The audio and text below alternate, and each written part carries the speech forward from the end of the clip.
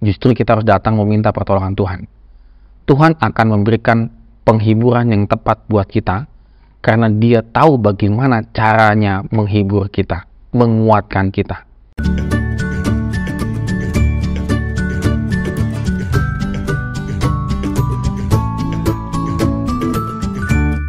Shalom Go-Traders, hari ini kita bersyukur karena Tuhan begitu baik dalam kehidupan kita, dan kita akan lanjutkan renungan kita di Matius pasal 5 ayat yang keempat. Berbahagialah orang yang berduka cita, karena mereka akan dihibur. Ya, tentunya kita tidak mau hidup dalam keadaan berduka cita.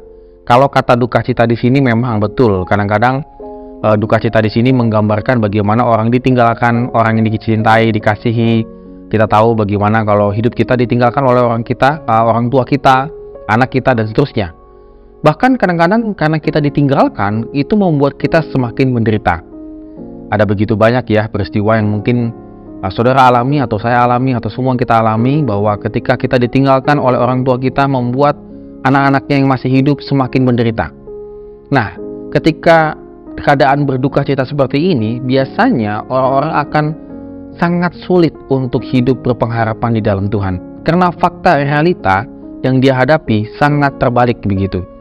Jadi tidak mungkin saya bisa mengalami kegembiraan, sukacita, berbahagia ketika duka cita sedang saya alami dalam kehidupan saya ini. Go-Traders di sini ingin memperlihatkan bahwa ketika hidup kita masuk ke dalam masa duka cita, menderita, mungkin kita lagi stres berat, mungkin kita sedang tidak ada pengharapan, mungkin kita sedang dalam keadaan di jalan yang berbuntu, mungkin kita betul-betul sudah melakukan ini, itu, dan segala macam, membuat kita menjadi tawar hati, tidak semangat. Lalu apa yang harus kita lakukan? Apakah kita bersuka cita, berbahagia? Tidak mungkin. Biasanya kita akan meratap. Biasanya kita akan ogah-ogahan. Atau kita akan pergi kemana misalnya gitu, healing gitu ya, tapi nggak healing-healing gitu. Tuhan mengatakan bahwa mereka akan dihibur. Kata hibur di situ adalah parakaleo. Kata parakaleo ini sama dengan Roh Kudus.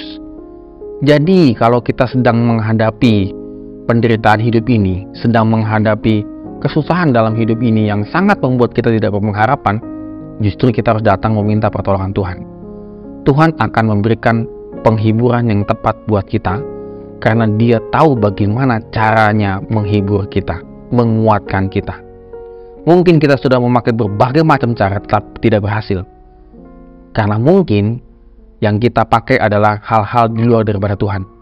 Tapi pada hari ini, kalau kita ingin berbahagia, kita ingin semangat lagi, on fire lagi, maka datanglah kepada Tuhan dan berkatalah kepada Tuhan, Tuhan tolong hibur aku, supaya aku bisa menjalani hidupku ini dengan penuh dengan kegembiraan dan sukacita. Kiranya firman Tuhan pada hari ini menjadi kekuatan dan juga pengharapan dalam kehidupan kita. Amin. Tuhan Yesus memberkati kita semua.